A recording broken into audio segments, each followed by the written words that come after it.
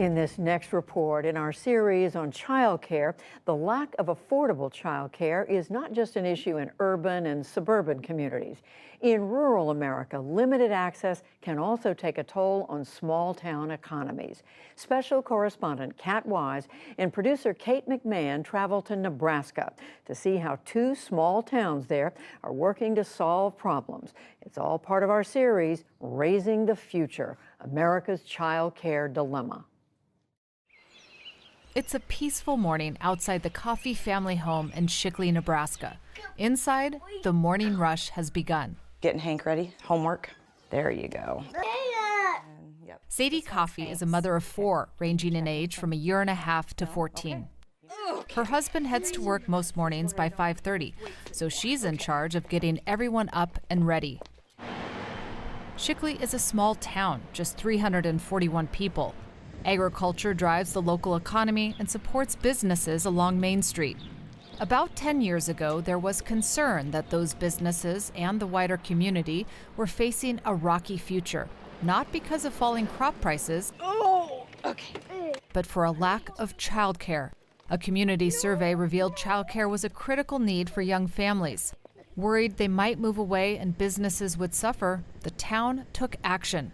What are you guys doing? In 2013, using state grant money, local tax dollars, and fees from parents, Shickley created something the nation has seldom seen, an infant and toddler child care program owned and operated by a public school district. All right, Frances, see you later. Coffey has not only been a parent in the program, I love you. She's also been in charge of it the last 3 years as the superintendent of Shickley Public Schools. Here at Shickley Public Schools, we are diapers to diplomas. That child care obstacle isn't an obstacle anymore, and that's huge. As the country grapples with child care issues like access, affordability, quality, and workforce pay, Shickley's public school model aims to address all of them. The school's program serves children 6 weeks old through the age of 2. 20 are currently enrolled, and another 20 are in the school's pre-K program for 3- and 4-year-olds. The infant and toddler program is open year-round, and participation is optional. Parents pay $27 a day per child, about $6,000 a year for full-time care. Good job, bud. That's less than the typical rate for infants and toddlers around the state. But for families who need help, there is financial aid. Coffey says the program is a great value for the quality of care children receive. Our certified teachers, our paraprofessionals, just in the last 3 years, they have had and clocked in over 360 hours of professional development. Equally significant, those teachers' salaries and benefits. Nationally, child care providers earn on average about $12 an hour, much less than their counterparts in K-12 public schools. I am on the same pay scale as the K-12 teachers. I get full benefits, and to me that is a wonderful thing. Let's get you wrapped up, shall we? Infant lead teacher Sue Losky is using her degree in early childhood education, rocking babies. She earns $53,000 a school year plus summer pay. I'm just as valuable as any other teacher that's getting paid the teacher wages. We do the exact same thing. Kate Gallagher agrees. Elevating the early childhood workforce. She's the director of research and evaluation at the Buffett Early Childhood Institute at the University of Nebraska, one of the country's leading academic programs dedicated to studying early childhood learning and development.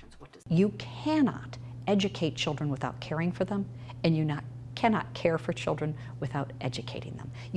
They are inextricably linked. Children need safe interactions with warm, one-on-one, language-rich interactions with adults that can be provided by a variety of adults. What do you see? Can you see the pumpkin? In Shickley, Losky and her colleagues follow state-approved curricula for early learners. But she says that doesn't mean she's quizzing babies. I don't have set lesson plans. They are learning to stack and use their fine motor. We can count, we can do colors. They all like to be all together. The public school here in Shickley has provided a welcome childcare solution for this small community. And some early childhood experts say public schools nationally could play a larger role to address childcare shortages. But studies show working parents want choices when it comes to where they put their children, especially infants and toddlers. And that's why another Nebraska town is taking a different approach. About 160 miles west of Shickley, a meeting was recently held in the town of McCook. Well, let's go ahead and get started. Those in attendance included local community and business leaders. The topic of discussion, nighttime childcare needs for the staff at the town's hospital and a manufacturing plant. What were the requirements to be able to do overnight care? Andy Long is McCook's economic development director. When he started his job 3 years ago, he was surprised that one of the first issues he needed to tackle was childcare. Very quickly, I learned from our hospital CEO that lack of childcare was really hurting our local workforce. Long and his colleagues knew they needed some help, so they turned to a statewide initiative called Communities for Kids. Developed by the Nebraska Children and Families Foundation, the program provides 3 years of technical and financial support to help towns like McCook figure out their unique childcare needs and develop local solutions. For McCook, a town of about 7,500 people, demand for more infant care was top of the list, according to Long. Right now in McCook, our average household income is around $45,000. So people can't afford a whole lot for child care services. Our centers, they have to have a ratio of 1 staff member for every 4 infants. So on the business side, infants are kind of their loss leader, so they can get more toddlers and preschool kids, which is where they make up the gap on what they lose with infants. The McCook Child Care Task Force came up with a way to bridge that gap and make the business of infant care more attractive for center and in-home care providers. Last year, they pulled together a $50,000 fund from local taxes, donors, and businesses. They offered monthly incentives to providers who added infant slots and one-time grants to start new childcare businesses. We've probably created about an additional 20 infant spots and about 60 more additional total childcare spots. I stopped by one of McCook's childcare providers who used the fund to expand her business, Chelsea Ng. Say hi! Ng purchased a vacant church last year with the help of the business incentives. She now has slots for about 50 kids, including after-school care. And she's also caring for her own 2 children, who are 1 and 5.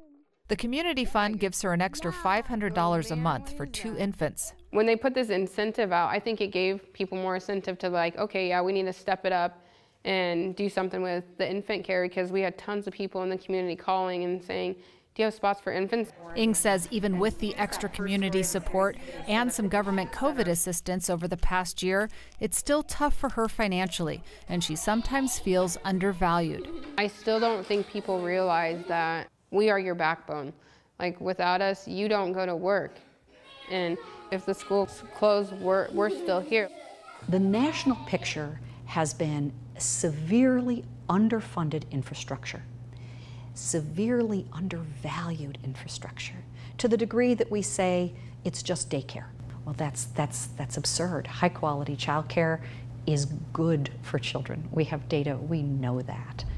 Parent Stacy Dack feels her little ones are getting good care when she leaves them with Ng, even when they have a few tears during drop-off. Thank you. Dack is a 24-year-old mother of 2 and a family practice nurse. She was struggling to find childcare when she was on maternity leave with her daughter and considered quitting her job. Then she heard Ng was opening a new center with more spots, and that was her bridge back to work. I think more people are realizing that if us parents don't have daycare, then you don't get the food on your table, you don't get the health care that you need.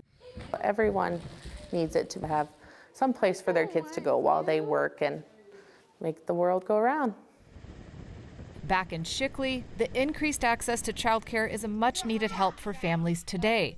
But there's already a need for even more care options. The infant and toddler rooms are at full capacity for at least another year. For the PBS NewsHour, I'm Kat Wise in Nebraska.